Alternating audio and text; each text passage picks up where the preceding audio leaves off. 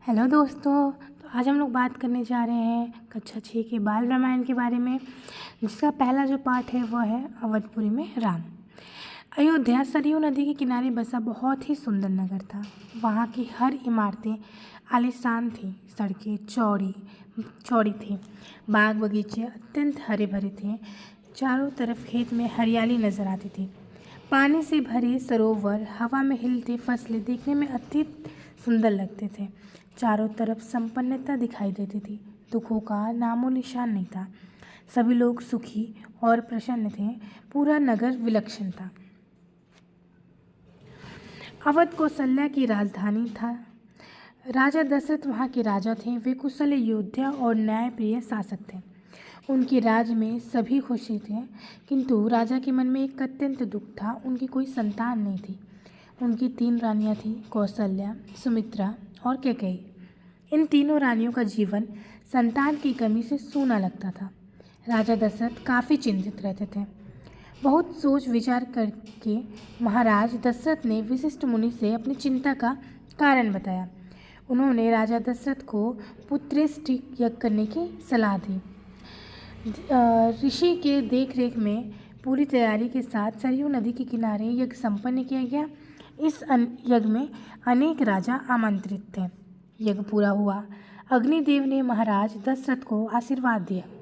कुछ समय बाद उनकी तीनों रानियां पुत्रवती हुईं। चैत माह के 9वें के दिन कौशल्या ने राम को जन्म दिया, सुमित्रा ने लक्ष्मण और शत्रुघ्न को जन्म दिया तथा कैकेयी ने भरत को जन्म दिया। राजमहल में खुशियां छा गई। पूरे नगर में बधाइयां बजने लगीं। चारों राजकुमार धीरे धीरे बड़े होने लगे। वे बहुत ही सुंदर थे।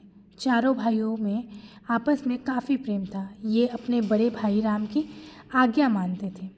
बड़े होने पर राजकुमारों को शिक्षा दीक्षा के लिए गुरु के पास भेजा गया। चारों राजकुमार कुशाग्र बुद्धि के थे। बहुत जल्द ही वे सारी विद्याओं में पारंगत हो गए तथा राजा के जो सबसे प्रिय पुत्र थे उनका नाम क्या था? राम था। एक दिन अयोध्या के राजमहल में विश्वामित्र पधारे। विश्वामित्र कभी स्वयं राजा थे, किंतु अपना राजपाट छोड़कर संन्यास ग्रहण कर जंगल के में आश्रम बनाकर रहते थे। उनके आश्रम का नाम था सिद्धाश्रम।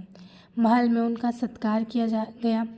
जाते समय उन्होंने राजा दशरथ से कहा कि सिद्धि के लिए मैं यज्ञ कर रहा हूँ। 2 राक्षस उसमें बाधा डाल रहे हैं।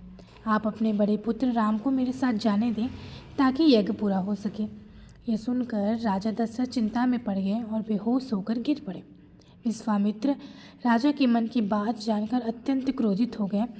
राजा दशरथ ने कहा कि आप चाहे तो मेरी सारी सेनाएं ले जाएं। मैं आपके साथ चलकर राक्षसों से युद्ध करूंगा। वे बार बार कह रहे थे कि मैं राम को न जाने दूंगा, मैं उससे बहुत प्रेम करता हूँ। महर्षि क्रोध में बोले कि अगर आप राम को मेरे साथ नहीं जाने देंगे तो मैं खाली हाथ लौट जाऊंगा। राजा दशरथ यही कहते रहे कि मैं राम के बिना नहीं रह सकता। राम को छोड़कर जो चाहे मांग ले, वह अभी बहुत छोटा है। वह भला मायावी राक्षसों से कैसे लड़ पाएगा। बात बिगड़ती देखकर मुनि वशिष्ठ आगे आए और उन्होंने राजा दशरथ को समझाया कि आप राम की चिंता न करें। आपने वचन दिया है, अपने वचन को पूरा करना चाहिए। महर्षि विश्वामित्र सिद्ध पुरुष हैं। उन्होंने अनेक गुप्त विद्याओं की जानकारी है। राम उनसे अनेक नई विद्याएं सीख सकेंगे। आप उन्हें राम को सौंप दें। राजा दशरथ ने वशिष्ठ मुनि की बात स्वीकार कर ली, लेकिन वे राम को अकेले नहीं भेजना चाहते थे। उन्होंने विश्वामित्र से आग्रह किया कि आप राम के साथ लक्ष्मण को भी जाने दें। राम लक्ष्मण दरबार में बुलाए गए। राजा दशरथ ने उन्हें विश्वामित्र के साथ जाने का निर्णय सुनाया।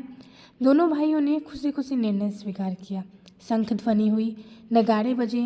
राजा दशरथ ने भावुक होकर दोनों पुत्रों का मस्तक चूमकर विश्वामित्र को सौंप दिया। दोनों राजा अपनी पीठ पर तीर धनुष बांधे, कमर में तलवार लटकाए भयानक जंगलों की ओर विश्वामित्र के साथ चल पड़े। विश्वामित्र आगे थे, राम उनके पीछे। लक्ष्मण राम से 2 कदम पीछे चल रहे थे। तो आज ये पाठ यहीं पे समाप्त हुआ। ये था हमारा अवधपुरी में राम का सारांश। अगला जो वीडियो बनेगा उसमें मैं इससे संबंधित प्रश्न उत्तर पे बात करूँगी। धन्यवाद।